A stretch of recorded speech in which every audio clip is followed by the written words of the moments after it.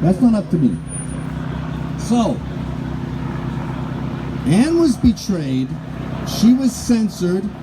They put all the legal onus upon her. So if someone gets hurt tonight, it would have been on her head. Now it's on my head, and I'm happily take this on my head.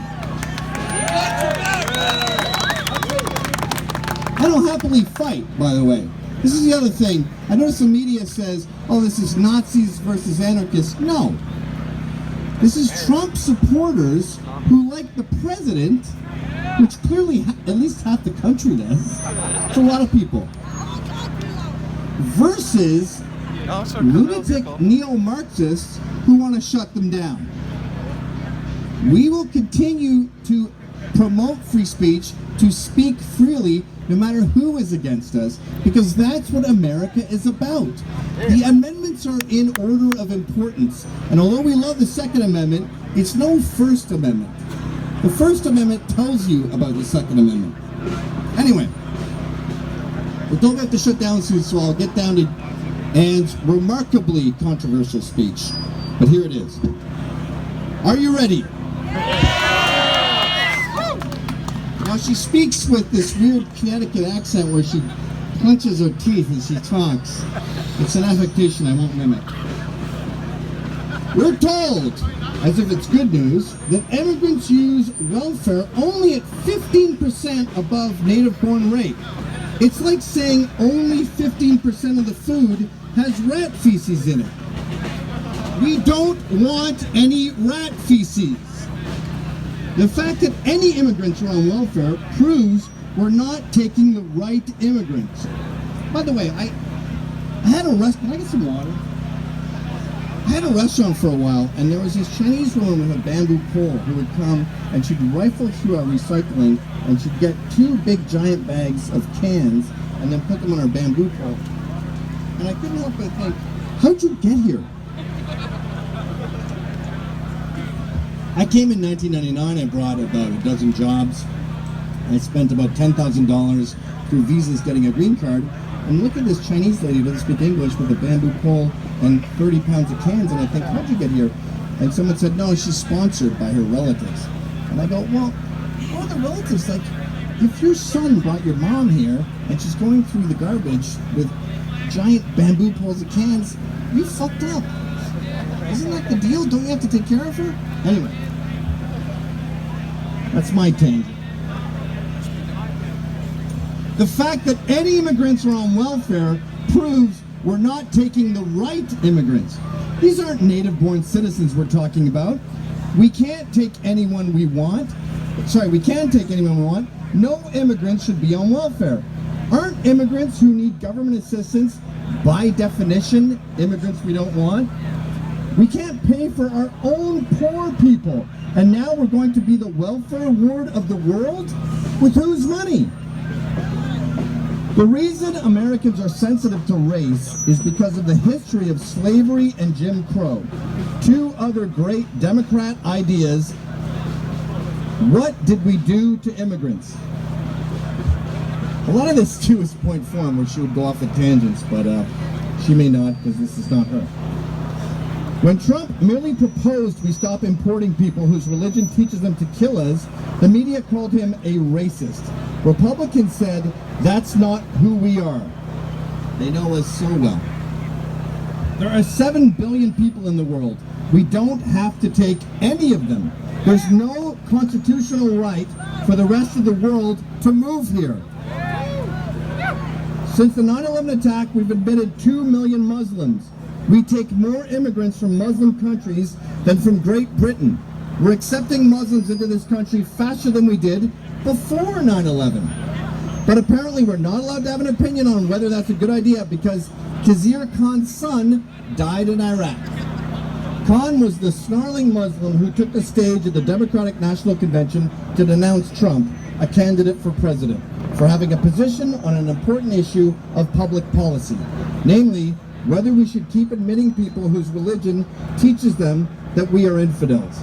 Khan's son was one of only 14 Muslims who died fighting for America in Iraq or Afghanistan, which is also the number of U.S. soldiers who have been killed by U.S. soldiers who were Muslim. I assume she's talking about Fort Hood.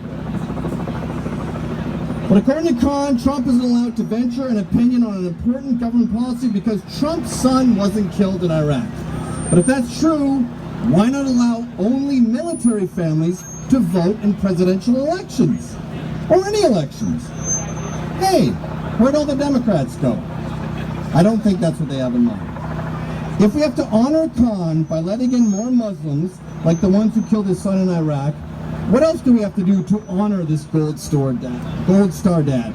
How about throwing gays off buildings? Do we have to honor Khan's son by putting women in burqas? Do we have to honor Khan by killing Jews? Instead of telling Trump to read the Constitution, Khan should have been waving a book of Sharia law and telling Americans to read it, since that's what we'll be living under if we keep up this mass importation of Sharia-supporting Muslims. Immigrants are showing up with a lot of needs and a lot of grievances. Why do we owe them? If you have grievances, go home and address the perpetrators. We owe you nothing. By my reckoning, they owe us. That's cool. That was the speech that Ann was going to say at Berkeley. You're my friend. I don't see anything factually incorrect with it. And as an immigrant myself, I gotta say, I'm kind of shocked to get here and see the number of ingrates, both within my fellow immigrant community and within the American citizen community. You see the way they talk to war vets, they talk to cops, they talk to people, they talk to entrepreneurs, they talk to the housewife who can't say no to giving birth. And I think, how about some reverence? If you moved to Japan, you would take your shoes off when you walk in. You wouldn't say, I demand the Japanese speak English. So how about American citizens, American immigrants, and American millennials be a little more thankful of this incredible country that thousands of years of evolution has brought us? Freedom! You know, when they say God bless America, atheists laugh like God is up there randomly choosing a country. But I think God has blessed America. It's the country closest to natural man, natural humankind. It's the freest country in the world. And if you're the freest country in the world, you respect humanity more than any other country in the world. And how do we know about all this? Through free speech, through talking to each other, through having open discussions, through debate, through Q&As. The only way that corruption can foster is if we let the First Amendment go to the wayside and we let these assholes, these politicians and these pundits continue their lies. We're on the side of truth.